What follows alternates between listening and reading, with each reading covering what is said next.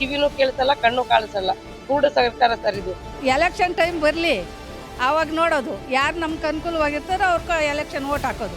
ಎಲೆಕ್ಷನ್ನೇ ಹಬ್ಬ ಇದ್ರೆ ಮಾತ್ರ ಹಾಕ್ತಾರೆ, ಬರೋರ್ಗೆ ಬರ್ತಾನೆ ಐತೆ, ಬಂದಿಲ್ಲ ಅವ್ರಿಗೆ ಬರ್ತಾ ಇಲ್ಲ. ಗ್ಯಾರಂಟಿ ಯೋಜನೆಗಳು, ಪಂಚ ಗ್ಯಾರಂಟಿ ಅಂತ ಏನು ಹೇಳ್ತಾ ಇದ್ದು, ಈ ಪಂಚ ಗ್ಯಾರಂಟಿಗಳ ಮುಖವಾಡನ್ನು ಕಳಿಸತಕ್ಕಂಥ ದಿನ ಈಗ ಪ್ರಾರಂಭ ಆಗಿದೆ. ಫೈನಾನ್ಸ್ ಡಿಪಾರ್ಟ್ಮೆಂಟ್ ಉಳಿದ ಡಿಪಾರ್ಟ್ಮೆಂಟ್ಗಳಿಗೆ ಸಮನ್ವಯ ಇಲ್ಲ ಅನ್ನುವಂಥದ್ದು ಕೂಡ ಮೇಲ್ನೋಟಕ್ಕೆ ಬಹಳ ಸ್ಪಷ್ಟವಾಗಿ ಎದ್ದು ಕಾಣ್ತಾ ಇದೆ. ನುಂಗಣ್ಣಗಳ ಸರ್ಕಾರ, ಲೂಟಿ ಮಾಡೋ ಸರ್ಕಾರ.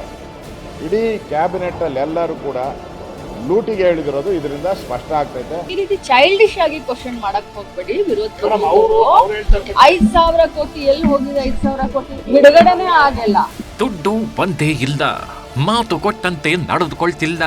ಈ ಸರ್ಕಾರಕ್ಕೆ ಕಿವಿನೂ ಕೇಳ್ತಿಲ್ಲ, ಕಣ್ಣು ಕಾಣಿಸ್ತಾಗಿಲ್ಲ. ಇದು ರಾಜ್ಯದ ಗೃಹಲಕ್ಷ್ಮಿಯರು ಹೇಳ್ತಾಗಿರೋ ಮಾತು. ಅವರಿಗೆ ಸರ್ಕಾರ ಮಾತು ಕೊಟ್ಟಿತ್ತು. ಈಗ ಮಾತು ತಪ್ಪಿರೋ ಪರಿಣಾಮವಾಗಿ ಗೃಹಲಕ್ಷ್ಮಿಯರ ಆಕ್ರೋಶದ ಕಟ್ಟೆಯೊಡೆದಿದೆ. ರಾಜ್ಯ ಸರ್ಕಾರದ ವಿರುದ್ಧ ಗೃಹಲಕ್ಷ್ಮಿಯರು ಗುಡುಕ್ತಾಗಿದ್ದಾರೆ. ನಮಗೆ ದುಡ್ಡು ಕೊಡ್ತಾಗಿಲ್ಲ ಅಂದ ಮೇಲೆ ಮಾತೇಕೆ ಕೊಡಬೇಕು ಅಂತ ಕಿಡಿಕಾರ್ತಾಗಿದ್ದಾರೆ.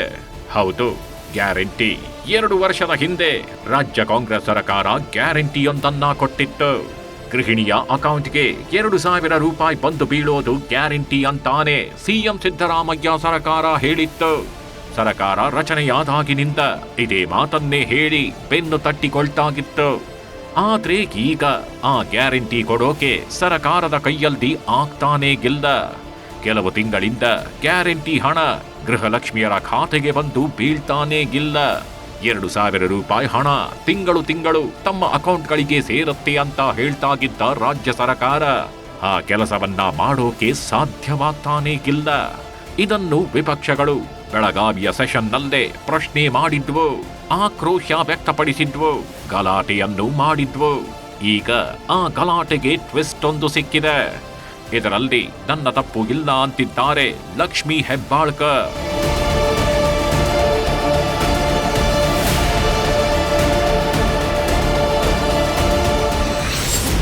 ಗೃಹಲಕ್ಷ್ಮಿ ಗುದ್ದಾಟಕ್ಕೆ ಸರ್ಕಾರದಿಂದ ಸಖತ್ ಟ್ವಿಸ್ಟ್. ನಂದೇನೂ ಇಲ್ಲ, ಎಲ್ಲ ಆರ್ಥಿಕ ಇಲಾಖೆಯದ್ದೇ ಅಂತಿದ್ದಾರೆ ಲಕ್ಷ್ಮಿ. ಇಲಾಖೆಗಳ ನಡುವೆ ಕಚ್ಚಾಟವಿದೆಯಾ? ಕೇಸರಿ ಪಾಳಯದ ಆರೋಪವೇನು? ಗೃಹಲಕ್ಷ್ಮಿ ಹಣ ಬರುತ್ತೆ ಅಂತ ಗೃಹಿಣಿಯರು ಕಾದು ಸುಸ್ತಾಗಿದ್ದಾರೆ. ಹೇಳಿದಂತೆ ನಡೆದುಕೊಂಡಿಲ್ಲ ಅಂತ ರಾಜ್ಯ ಸರ್ಕಾರದ ವಿರುದ್ಧ ಅಸಮಾಧಾನ ಹೊರಹಾಕ್ತಾಗಿದ್ದಾರೆ. ಹಣ ಕೊಡೋದಕ್ಕೆ ಆಗದೇ ಇದ್ರೆ ಭರವಸೆ ಯಾಕೆ ಕೊಡಬೇಕು ಅಂತ ಪ್ರಶ್ನೆ ಮಾಡ್ತಾಗಿದ್ದಾರೆ. ಈ ಸರ್ಕಾರಕ್ಕೆ ಕಿವಿನೂ ಕೇಳ್ತಿಲ್ಲ, ಕಣ್ಣು ಕಾಣಿಸ್ತಾಗಿಲ್ಲ ಅಂತ ಕಿಡಿಕಾರ್ತಾಗಿದ್ದಾರೆ. ಫೈನಾನ್ಷಿಯಲ್ ಡಿಪಾರ್ಟ್ಮೆಂಟ್ಗೆ ಪ್ರತಿ ತಿಂಗಳು ನಮ್ಮ ಇಲಾಖೆಯಿಂದ ನಾನು ಫೈಲ್ ಮೂವ್ ಮಾಡ್ತೀನಿ. 1ನೇ ತಾರೀಕಾಯ್ತು, 3ನೇ ತಾರೀಕಾಯ್ತು, ನಮಗೆ ದುಡ್ಡನ್ನ ರಿಲೀಸ್ ಮಾಡಿ ಅಂತ ನಾವು ಫೈನಾನ್ಸ್ ಡಿಪಾರ್ಟ್ಮೆಂಟ್ಗೆ ಫೈಲ್ ಮೂವ್ ಮಾಡಿದಾಗ ಯಾವತ್ತು ಯಾವ ತಾರೀಕಿಗೆ ಫೈನಾನ್ಸ್ ಡಿಪಾರ್ಟ್ಮೆಂಟ್ ನಮ್ಮ ಫೈಲ್ ಅನ್ನ ಕ್ಲಿಯರ್ ಮಾಡುತ್ತದೋ ಒಂದು ಕ್ಷಣ ನಾನು ಲೇಟ್ ಮಾಡಿದೆ ಇದನ್ನ ಗೃಹಲಕ್ಷ್ಮಿಯರ ಅಕೌಂಟ್ಗೆ ಹೋಗೋ ರೀತಿ ನಾನು ನೋಡ್ಕೊಳ್ತೀನಿ. ಮಾರ್ಚ್ ಮತ್ತು ಫೆಬ್ರವರಿದಲ್ಲಿದು ಹೆಚ್ಚು ಕಡಿಮೆ ಆಗಿದ್ರೆ ಅದು ಫೈನಾನ್ಸ್ ಮಿನಿಸ್ಟ್ರು ಸಿಎಂ ಸಾಹೇಬ್ರು ಅದಕ್ಕೆ ಉತ್ತರ ಸದನದಲ್ಲಿ ಕೊಡ್ತಾರೆ.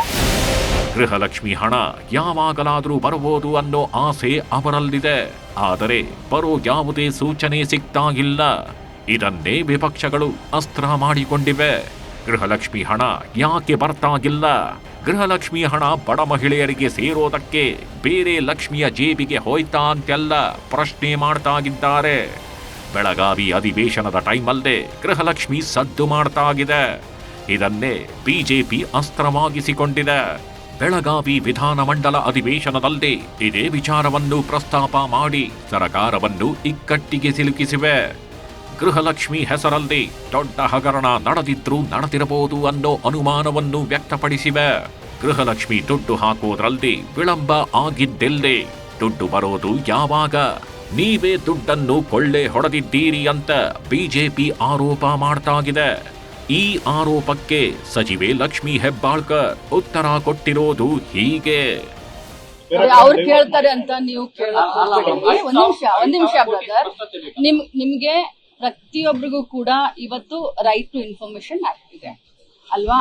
ತಾವು ಕೂಡ ವಿದ್ಯಾವಂತರು, ತಾವೆಲ್ಲ ನನ್ನನ್ನು ಕ್ವಶನ್ ಮಾಡ್ತಾ ಇದ್ದೀರಾ, ನೀವು ಅವ್ರಿಗೆ ಈ ರೀತಿ ಕ್ವಶನ್ ಮಾಡಿ, ಈ ರೀತಿ ಚೈಲ್ಡಿಶ್ ಆಗಿ ಕ್ವಶನ್ ಮಾಡಕ್ ಹೋಗ್ಬೇಡಿ. ವಿರೋಧ ಪಕ್ಷದವರು 5,000 ಕೋಟಿ ಎಲ್ಲಿ ಹೋಗಿದೆ? 5,000 ಕೋಟಿ ಬಿಡುಗಡೆನೇ ಆಗಿಲ್ಲ. ಬಿಡುಗಡೆ ಆಗಿದ್ರೆ 5,000 ಕೋಟಿ ಎಲ್ಲಿ ಹೋಗಿದೆ? ಎಸ್, ಕೇಳಿಸ್ಕೊಂಡ್ರಲ್ಲ, ಇದು ಸಖತ್ ಟ್ವಿಸ್ಟ್. ನಂಗೇನೂ ಗೊತ್ತಿಲ್ಲ, ನಂಗೆ ಹಣಕ್ಕೆ ಯಾವುದೇ ಸಂಬಂಧ ಇಲ್ಲ ಅನ್ನೋ ಹಾಗೆ ಮಾತಾಡಿದ್ದಾರೆ ಸಚಿವೆ ಲಕ್ಷ್ಮೀ ಹೆಬ್ಬಾಳ್ಕರ್. ಸಿಎಂ ಸಿದ್ದರಾಮಯ್ಯ ಹೊಣೆ ಹೊತ್ತಿರುವ ಆರ್ಥಿಕ ಇಲಾಖೆ ಮೇಲೆ ಲಕ್ಷ್ಮೀ ಹೆಬ್ಬಾಳ್ಕರ್ ಬೊಟ್ಟು ಮಾಡಿದ್ದಾರೆ. ಹಣಕಾಸು ಇಲಾಖೆಯಿಂದ ಹಣ ಬಿಡುಗಡೆಯೇ ಆಗಿಲ್ಲ ಅಂತ ಹೇಳ್ತಾಗಿದ್ದಾರೆ. ಹಣಕಾಸು ಇಲಾಖೆಯಿಂದ ಫೈಲ್ ಕ್ಲಿಯರ್ ಆದ ತಕ್ಷಣ ಹಣ ಕೊಡ್ತೇವೆ ಎಂದಿದ್ದಾರೆ. ಇದು ಕೆಲವೊಂದಷ್ಟು ಪ್ರಶ್ನೆಗಳನ್ನು ಹುಟ್ಟುಹಾಕಿದೆ. ಹಣಕಾಸು ಇಲಾಖೆಗೆ ಫೈಲ್ ಕಳುಹಿಸಿ ಸುಮ್ಮನಾಗ್ಬಿಟ್ರ? ವಿಪಕ್ಷ ಕೇಳದೆ ಗಿದ್ದಿದ್ರೆ 2 ತಿಂಗಳ ಬಾಕಿ ಏನಾಗ್ತಿತ್ತು? ಫೆಬ್ರವರಿ ಮಾರ್ಚ್ ತಿಂಗಳ ಜವಾಬ್ದಾರಿ ಯಾರದ್ದು? ಹಣಕಾಸು ಇಲಾಖೆಗೆ ಫೈಲ್ ಕಳಿಸೋದಷ್ಟೇ ನಿಮ್ಮ ಕೆಲಸನ? ಏಪ್ರಿಲ್ ತಿಂಗಳ ಹಣ ಬಂದಾಗಲೂ ಫೆಬ್ರವರಿ ಮಾರ್ಚ್ ನೆನಪಾಗಿಲ್ವಾ? ಪ್ರತಿ ತಿಂಗಳು ಹಣ ಹೋಗಿದ್ಯಾ ಇಲ್ವಾ ಅನ್ನೋದನ್ನ ಪರಿಶೀಲಿಸಿಲ್ವಾ? ಇಲಾಖೆಯಲ್ಲಿ ಕೇವಲ ಅಧಿಕಾರಿಗಳು ಮಾತ್ರ ದರ್ಬಾರ್ ನಡೆಸ್ತಿದ್ದಾರ? ಸಚಿವರಾಗಿ ಇಲಾಖೆಯ ಮೇಲಿನ ಹಿಡಿತ ಯಾರದ್ದು? ನಿಮ್ಮದಲ್ವಾ? 5,000 ಕೋಟಿಯಷ್ಟು ದೊಡ್ಡ ಮೊತ್ತದ ಬಗ್ಗೆ ಲೆಕ್ಕಾಗಿತ್ತಿಲ್ವಾ? ಹಣಕಾಸು ಇಲಾಖೆಯ ಜೊತೆಗೆ ಸಮನ್ವಯ ಸಾಧಿಸಬೇಕಾದದ್ದು ಯಾರು? ಯೋಜನೆಯ ಕ್ರೆಡಿಟ್ ಮಾತ್ರ ಸಾಕ? ಅದರ ಹೊಣೆಗಾರಿಕೆಗಳು ಬೇಡವಾ ಅನ್ನೋ ಪ್ರಶ್ನೆಗಳು ಹುಟ್ಟಿಕೊಂಡಿವೆ. ಒಟ್ಟಿನಲ್ಲಿ ಇನ್ನೂ ದುಡ್ಡು ಬಂದಿಲ್ಲ. ಒಬ್ಬರ ಮೇಲೊಬ್ಬರು ಆರೋಪ ಮಾಡ್ತಾನೇ ಇದ್ದಾರೆ. 5,000 ಕೋಟಿ ಹಣವನ್ನು ಕಾಂಗ್ರೆಸ್ ಲೂಟಿ ಮಾಡಿದೆ ಅಂತಿದ್ದಾರೆ ವಿಪಕ್ಷದ ಸದಸ್ಯರು. ಫೈನಾನ್ಸ್ ಡಿಪಾರ್ಟ್ಮೆಂಟ್ ಉಳಿದ ಡಿಪಾರ್ಟ್ಮೆಂಟ್ಗಳಿಗೆ ಸಮನ್ವಯ ಇಲ್ಲ ಅನ್ನುವಂಥದ್ದು ಕೂಡ ಮೇಲ್ನೋಟಕ್ಕೆ ಬಹಳ ಸ್ಪಷ್ಟವಾಗಿ ಎದ್ದು ಕಾಣ್ತಾ ಇದೆ.